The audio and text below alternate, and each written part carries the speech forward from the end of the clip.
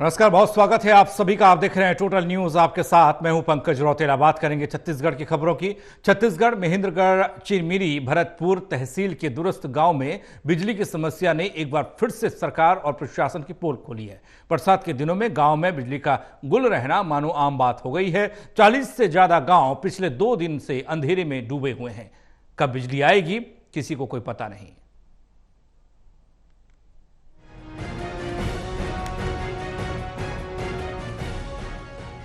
छत्तीसगढ़ मनेन्द्रगढ़ चिरमिरी भरतपुर तहसील के गांव में बिजली की समस्या ने एक बार फिर सरकार और प्रशासन की पोल खोल दी है।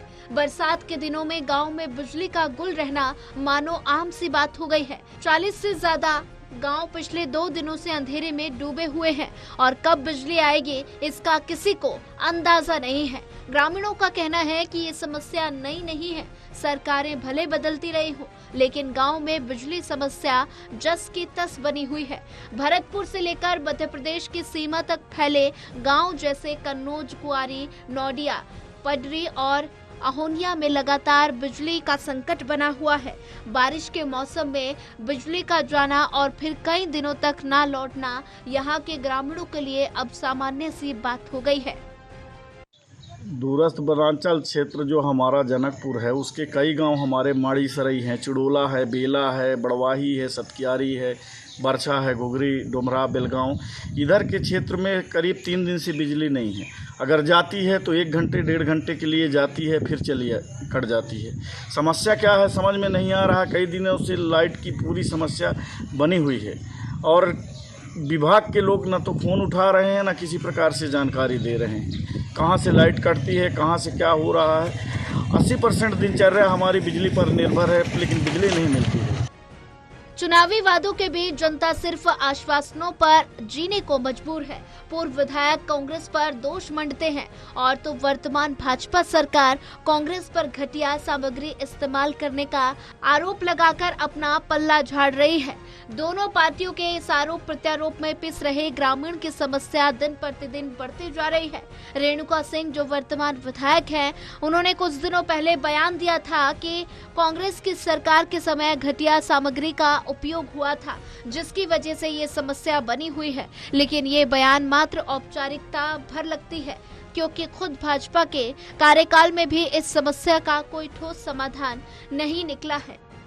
इस एरिया में जो है जंगलों से लाइन है, तो उसमें लाइटिंग भी बहुत ज़्यादा होती है, जिसकी वजह से कई बार हमारे जो इंसुलेटर वगैरह है या लाइटिंग अरेस्टर है वो सब बस्ट हो रहा है, या कहीं पे आंधी तूफान से हमारे जो झाड़ है, डगालियाँ हैं, वो लाइन में आ जाती हैं, तो उस वजह से लाइन बंद होती है। तो जैसे जैसे बड़ी लाइन तो हम चालू कर ले रहे हैं, लेकिन जैसे गाँव की लाइन जो गई है वहाँ पहुँचने में हमको थोड़ा सा टाइम लगता है, क्योंकि बड़ा लाइन चालू करने के बाद हम आगे बढ़ते जाते हैं, तो इसलिए थोड़ा सा हो सकता है दिक्कत होती है।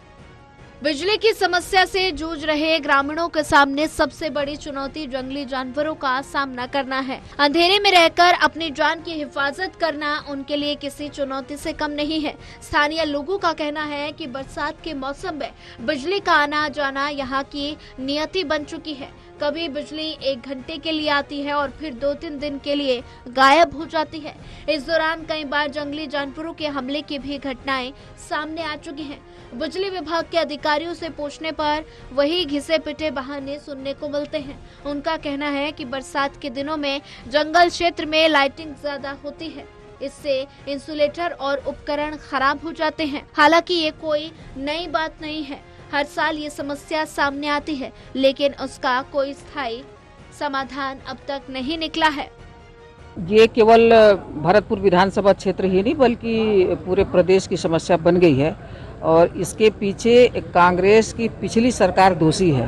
पिछले 5 वर्षों में उन्होंने चाहे ट्रांसफार्मर हो, चाहे बिजली संबंधी जो भी इंस्ट्रूमेंट लगते हैं, इन लोगों ने इतना घटिया उसमें सप्लाई किया है, घटिया सामानों का उपयोग किया है, जिसके कारण से वो तुरंत खराब हो जाते हैं और यही वजह है आज लंबे लंबे समय तक बिजली कटी रहती है। लेकिन उसके लिए सरकार बहुत गंभीर है और हमारे पास जो स्टाफ है, हम अधिकारी कर्मचारियों को बोलते रहते हैं और उस पर काम होता है। लेकिन बिजली बिल पे सबसे चौंकाने वाली बात तब सामने आई जब विधायक रेणुका सिंह के क्षेत्रीय दौरे के दौरान अचानक बिजली गुल हो गई। 10 घंटे तक ब्लैकआउट रहा और लेकिन विधायक के विश्राम स्थल पर तुरंत जनरेटर की व्यवस्था की गई, जहां विधायक ठहरी हुई थी और वहां उजाला था, जबकि आम जनता अंधेरे में रहने को मजबूर थी। ग्रामीणों का कहना है कि अगर विधायक को 10 घंटे अंधेरे में रहना मुश्किल हो सकता है तो हमारी दशा कौन समझेगा, जो सालों से इस समस्या का सामना कर रहे हैं। छत्तीसगढ़ से टोटल टीवी के लिए विजय पचौरी की रिपोर्ट।